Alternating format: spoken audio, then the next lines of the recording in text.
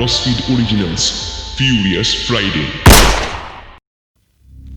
Hello and welcome to another episode of furious Friday.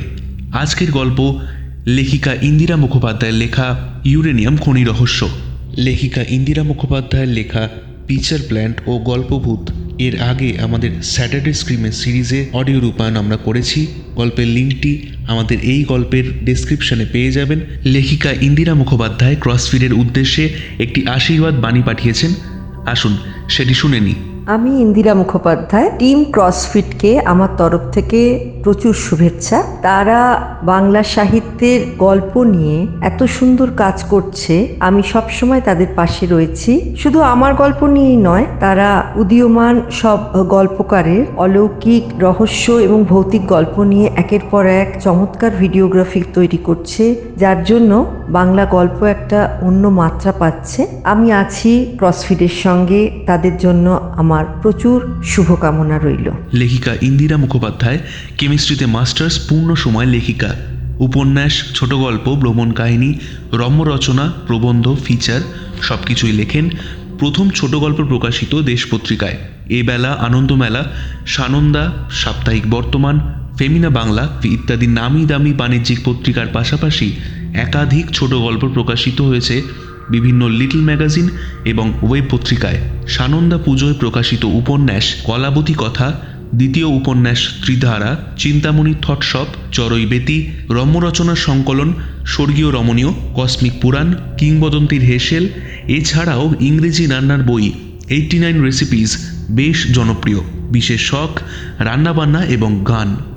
আজকের গল্পে ভাষ্যপাঠে থাকছি আমি, দেবাঞ্জন, অভিষেক, শতদ্রু এবং ফিদা। শুরু হচ্ছে আজকের ফিউরিয়াস ফ্রাইডের গল্প ইন্দিরা মুখোপাধ্যায়ের লেখা ইউরেনিয়াম খনি রহস্য।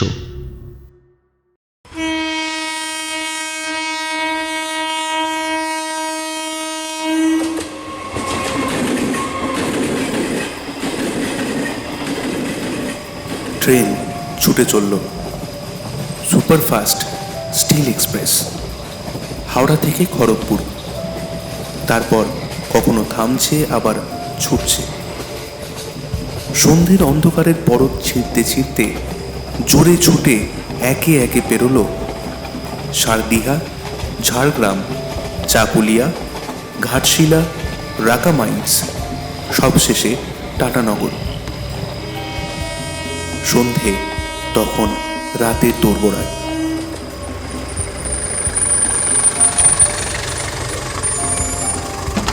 টাটানগর থেকে গাড়ি পিক আপ করে ডক্টর বসুকে নিয়ে গেল সুন্দরনগর হয়ে জাদুপুরা। ছোটনাগপুরের মালভূমির শুরু এখানে। ঝাড়খণ্ডের অন্তর্গত ইউরেনিয়াম খনির ছোট্ট টাউনশিপে তিনি যখন পৌঁছলেন, তখন ঘড়িতে রাত 11টা বাজে। এই অঞ্চলের কাছেই ঘাটশিলা মৌভাণ্ডার তাম্রখনি। তামার পাশেই থাকে ইউরেনিয়াম, উড়িষ্যার নোয়ামুন্ডি জোডার লোহার খনি, ঘাটশিলা মৌভাণ্ডারের তামা আর জাদুগুড়ার ইউরেনিয়াম। যেন birds of a same feather flock together. তিনটে ধাতব আকরিকের প্রাচুর্য আমাদের দেশকে বিশ্বের দরবারে একটি বিশেষ স্থান করে দিয়েছে। ঝাড়খণ্ডের অন্তর্গত ছোট ছোট কয়েকটি গ্রামে রয়েছে ইউরেনিয়ামের আড়ত বা খনি। তেজস্ক্রিয়তার রহস্যের আবরণে ঝকঝকে সাজানো ছোট্ট টাউনশিপ। ম্যানিকিওর্ড সবুজ lawn, guest house, departmental store, bank সব কিছু আছে, কিন্তু খুব পরিচ্ছন্নভাবে। ডক্টর বসু একটুও ক্লান্ত নন। অত রাতেই মনে হলো হেঁটে দেখে আসেন আশপাশ, তবে নিরাপত্তারক্ষীরা মানা করল। অগত্যা বরাদ্দ গেস্ট হাউসের সুন্দর ঘরটি হল ডক্টর বসুর সেরাতের মতো আস্তানা। এখানেই তাকে থাকতে হবে আরও 2টি রাত। খনির অভ্যন্তরে ভিজিট করে রিপোর্ট জমা দিতে হবে তাকে। সরকারি কাজের এই গুরুদায়িত্ব কেউ নিতে চায় না, কারণ খনির মধ্যে কিছু বাফার জোন আছে, যেখান থেকে অনেক অস্বাভাবিক ঘটনা মানুষকে নাকি কিছুদিন যাবৎ নাজেহাল করছে। ডক্টর বসুর খুব সাহস। তিনি স্বেচ্ছায় রাজি হয়ে এই কাজে নেমেছেন। আগামী 2 দিন ধরে চলবে তার সেই খনি অভিযান। অত রাতেও গেস্ট হাউসের কিচেন থেকে গরম রুটি, ডাল আর সবজি দিব্যি পৌঁছে গেল তার ঘরে। আয়েশ করে খেয়ে নিয়ে বাইরের অন্ধকারে চোখ রাখতেই ভেসে এলো শেয়ালের শব্দ। সভ্যতায়নের যুগে এসব বিরল আওয়াজ কানে আসা মানে ভাগ্যের ব্যাপার। এসব জায়গা এখনো তেমন কংক্রিটের জঙ্গলে পরিণত হয়নি, তাই শেয়ালরা আছে বেঁচে পড়তে। মৌজ করে ঘরে রাখা একখানি বই উল্টে পাল্টে দেখতে লাগলেন ডক্টর বসু। খনি শহরের ইতিহাস।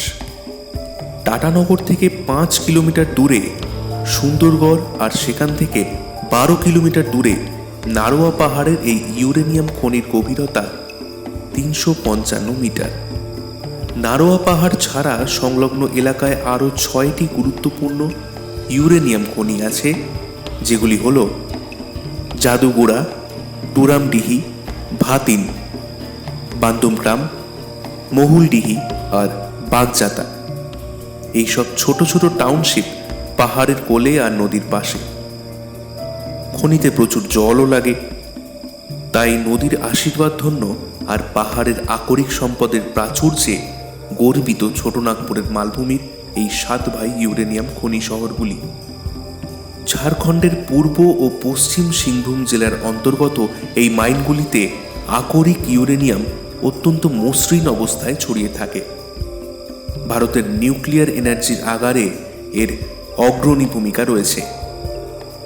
আকরিক ইউরেনিয়ামের পাশাপাশি এর রিকভারি প্ল্যান্ট রয়েছে রাখা, সুরভা ও মুসাবনিতে। ইউরেনিয়াম ইনস্টিটিউটের স্টাডি বলে আমাদের দেশের এই অঞ্চল প্রতি বছরে 200 টন ইউরেনিয়াম উৎপাদন করে। নিরাপত্তার লক্ষণরেখার শক্তপোক্ত বেড়াজাল টপকে খনির মধ্যে নিত্য নতুন ঘটনা চলেছে একের পর এক। কারো কানে বনবন আওয়াজ হচ্ছে, কারো প্রচণ্ড মাথা ভার হয়ে উঠছে, কেউ কাজ করতে পারছেন না। খনির অভ্যন্তরে কি আছে তা দেখার এবং জানার ইচ্ছে ছিল অনেক দিন, কিন্তু সৌভাগ্য হয়নি ডক্টর বসুর।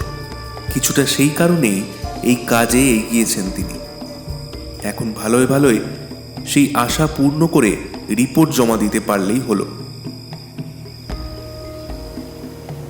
পরদিন সকালে উঠেই গেস্ট হাউস সংলগ্ন সবুজ লনে চোখ রাখতেই মনটা ফুরফুরে ভালো লাগায় ভরে উঠল।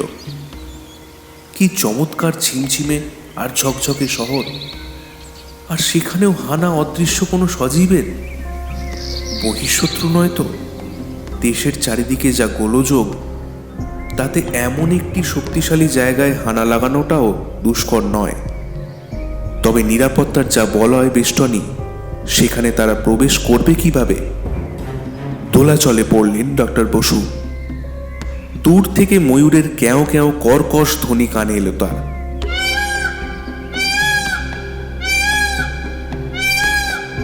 সামনে কোনো ময়ূর তো নেই, দূরের কোনো পাহাড় থেকে এলো বুঝি সেই আওয়াজ। অবশেষে প্রাতরাশ আর তারপরেই এগিয়ে এলো খনির অভ্যন্তরে প্রবেশের সেই মাহেন্দ্রক্ষণ। রাজনৈতিক নিরাপত্তার কারণে সকলের খনির মধ্যে প্রবেশ নিষিদ্ধ। ফটো আইডেন্টিটি, ঠিকানার প্রমাণ, সেলফোন, ওয়ালেট সব কিছু গচ্ছিত রেখে যেতে হবে। হঠাৎ আধিকারিকের অফিসে নিজের পকেট থেকে সব জিনিসগুলো একে একে বের করতে গিয়ে ডক্টর বসুর হাত থেকে সব কিছু পড়ে গেল টেবিলের নিচে। সব করিয়ে নিলেন আর গুছিয়ে রাখলেন টেবিলে। নিজের পোশাকের ওপরে মাইনের জন্য তৈরি বিশেষ অ্যাপ্রন ও হেলমেট পরে, টর্চ লাইট বেঁধে আর স্পেশাল মাইনিং গামবুট পরে নিয়ে তৈরি হলেন ডক্টর বসু। ওখানে যান, ওখানে আপনার জন্য অপেক্ষা করছে আমাদের গাইড কাম সুপারভাইজার, মানে যাকে আমরা মাইন সর্দার বলি। এবার নারোয়া পাহাড় ইউরেনিয়াম খনির ভেতরে ঢুকতে হবে তাকে। মাইন সর্দারের আদেশে চিচিং ফাঁকের মতো খুলে গেল খনির প্রবেশদ্বারের লিফট। লিফটের চারিদিক খোলা। নেমে গেলেন পাতালে 200 ফুট নিচে একটি খনির অভ্যন্তরে। প্রচণ্ড জোরে ঠান্ডা হাওয়া খনির ভেতরে ব্লো করা হয়। বেশ ছমছমে অনুভূতি। পাহাড়ের পেট চিরে বানানো সুড়ঙ্গের মধ্যে দিয়ে যেতে হবে এবার। পায়ের নিচে পাহাড়ের পাথর কাটা এবড়ো খেবড়ো পথ, আর ওপর থেকে নদীর জল পাইপ দিয়ে সাপ্লাই হচ্ছে অনবরত। প্রচুর জল লাগে খনির ভেতরে, কিন্তু সেই জল পড়া দেখতে দেখতে একটা কান্নার শব্দ কেন ভেসে আসতে লাগলো? ডক্টর বসু জিজ্ঞেস করলেন মাইন সর্দারকে। আচ্ছা, একটা কান্নার আওয়াজ শুনতে পাচ্ছেন? এই তো সবে শুরু স্যার, আরো দেখতে পাবেন। যত ভেতরে প্রবেশ করবেন তত শুনবেন। কিছু পরেই কান্না মিলিয়ে গেল। এবার হা হা করে হাসির বিকট আওয়াজ এলো। একে অপরের দিকে তাকিয়ে রইলেন কিছুক্ষণ। খনির মধ্যে পাহাড়ের গায়ে সাদা রং করা, যাতে আলো রিফ্লেক্ট করে, আর কিছু দূর অন্তর অন্তর টিউবলাইট ঝোলানো। এই পাহাড়ই দুষ্প্রাপ্য ইউরেনিয়াম আকরের ভাণ্ডার। মাইন সর্দার তাকে নিয়ে চড়ে বসলেন একটি প্রকাণ্ড লোহার শাটল বাসে। বাসের জানলা লোহার গ্রিলের চালের, আর ভেতরে লোহার সিট। যেই ঢুকে পড়লেন অমনি দড়াম করে বাসের লোহার দরজা বন্ধ হল। প্রচণ্ড আওয়াজে সুড়ঙ্গের পথ ধরে এঁকে বেঁকে বাস এগোতে লাগলো। মাইন সর্দার ফিসফিস করে তাকে বললেন, ওই দেখুন স্যার, সাদা পাহাড়ের অন্ধকার জায়গাটা জুড়ে একটা মানুষের ছায়া দেখতে পাচ্ছেন? ডক্টর বসু বললেন, হ্যাঁ তাই তো। কোথা থেকে এলো এই অদ্ভুত দৈত্যাকার মানুষটি? সুপারভাইজার বললেন, ফেরার সময় একে আবার অন্যত্র দেখবেন। বলতেই অত শব্দের মধ্যেও ঝনঝন করে পয়সা পড়ার আওয়াজ এলো কানে। পকেটে হাত দিয়ে ডক্টর বসু নিজের মনেই বললেন, না, ওয়ালেট তো জমা আছে। তবে প্রবল ঝাঁকুনির সঙ্গে শাটল বাসটি ওদের নিয়ে গেল খনির এ মাথা থেকে ও মাথা অবধি। বিকট আওয়াজ করতে করতে পাহাড় কাটা সুড়ঙ্গের পথে যেতে লাগলেন ওরা। কোথাও আলো রয়েছে, কোথাও আবার অন্ধকার। কিছু দূর যাবার পর অন্য দিক দিয়ে আরও একটা অমন দৈত্যাকার শাটল বাস এসে পড়ল। রীতিমতো রাস্তা রোকো তখন, আর সেই সাথে কানে এলো দুমদাম পাথর ভাঙার ভয়ানক শব্দ। বাসের সঙ্গে মুখোমুখি সংঘাত এড়িয়ে কোনো রকমে তাদের বাসটি সেই পেল্লায় শাটলটির হামুকের সামনে থেকে নিজেকে পেছনে হটালো, আর পাশের আরেকটি সুড়ঙ্গের মুখে এগোলো। ওরাও সেই পথে এগোলেন। কিছু পরেই অতি সন্তর্পণে মাইন সর্দারের আদেশ অনুসারে ডক্টর বসুর অবতরণ হল। ডক্টর বসু সেই সময় ভাবছিলেন মায়ের মুখে ছোটবেলায় শোনা সীতার পাতাল প্রবেশের গল্প, বইতে পড়া পাতালপুরীর রাজকন্যের রূপকথার সব গল্প, আর খবরের কাগজে চাষনালা খনির ভয়াবহ দুর্ঘটনার গল্প। ভাবতে ভাবতেই শিরদাঁড়া বেয়ে একটা ঠান্ডা স্রোত যেন নেমে এলো। অনুভব করলেন নিজের ঘাড়ের ওপর কারো গরম নিঃশ্বাস। এত ঠান্ডার মধ্যেও বেশ গরম হলো তার। ঘেমে নিয়ে একেবারে অস্থির তিনি। যেখানে গিয়ে নামলেন সেখানটা বেশ ঠান্ডা, আর জলে কাদায় একেবারে কলকাতার বর্ষাকালের অলিগলির মতো। কোনো অংশ সমতল নয়, খানা খন্দে ভরা, জলে জলাকার। ইলেকট্রিক আর জল না থাকলে যে কি হতো।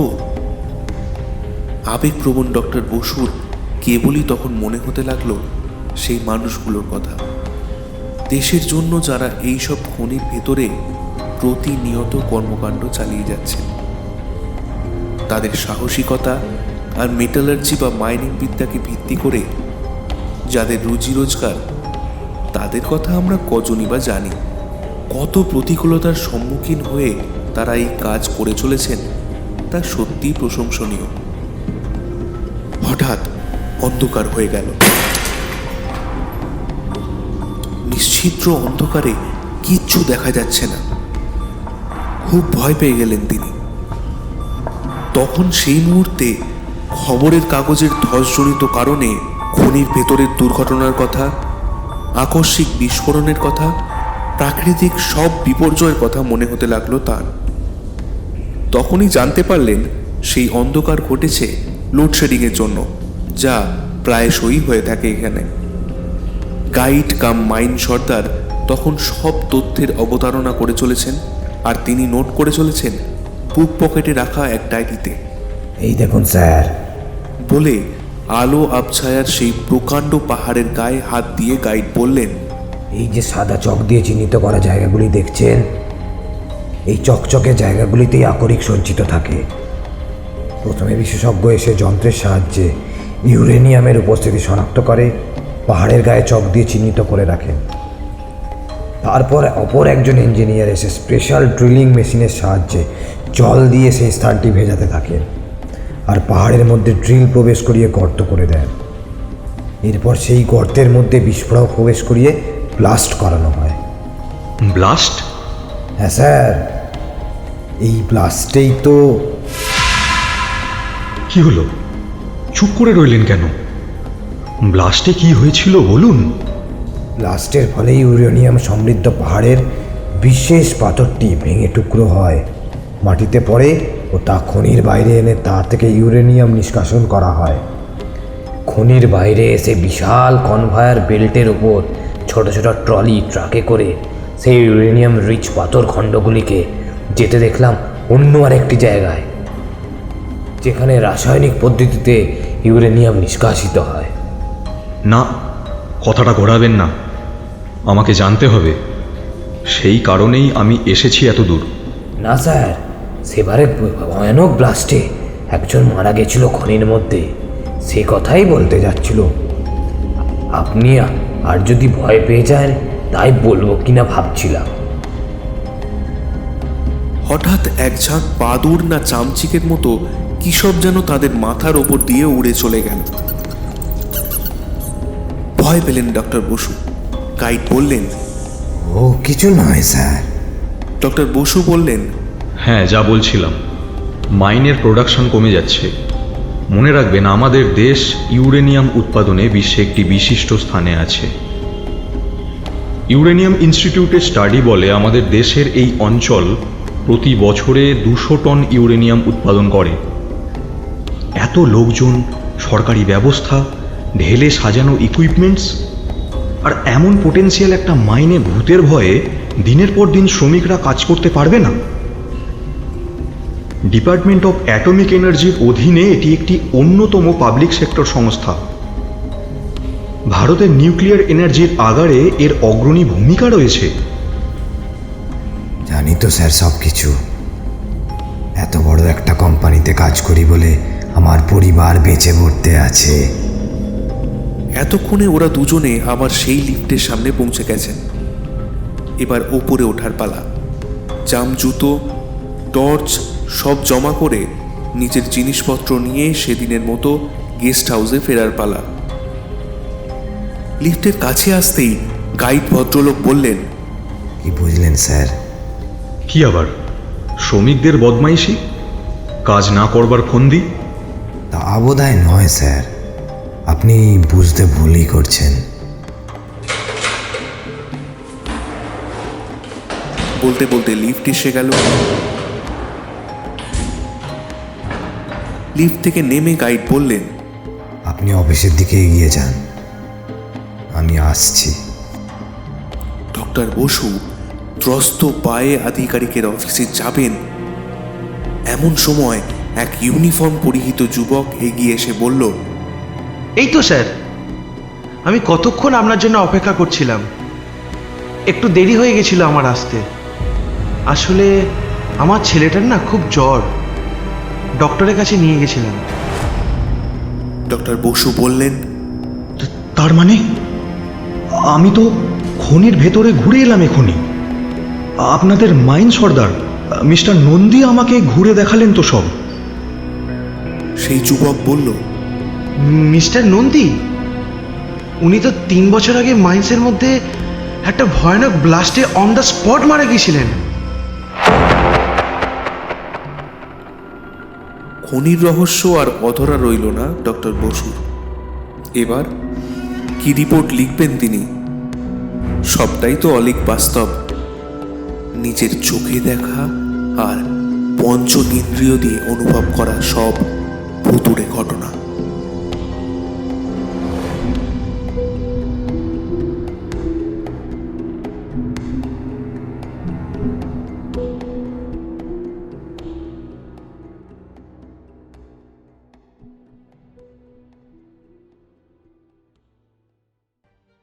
শেষ হলো আজকের গল্প ইউরেনিয়াম খনির রহস্য। গল্পটি যদি আপনাদের ভালো লেগে থাকে তাহলে অবশ্যই লাইক করুন, কমেন্ট করুন এবং শেয়ার করুন। আর যদি আপনি আমাদের চ্যানেলে নতুন হন তাহলে অবশ্যই আমাদের চ্যানেলটিকে সাবস্ক্রাইব করুন এবং পাশের বেল আইকনটি ক্লিক করুন। তাহলে আমাদের তরফ থেকে যে কোনো নোটিফিকেশান আপনার কাছে পৌঁছে যাবে সবার আগে। আর আপনি যদি আপনার কোনো গল্প আমাদেরকে পাঠাতে চান তাহলে অবশ্যই কন্ট্যাক্ট করুন আমাদের অফিসিয়াল জিমেল অ্যাড্রেসে অথবা ফেসবুক পেজের মেসেজে।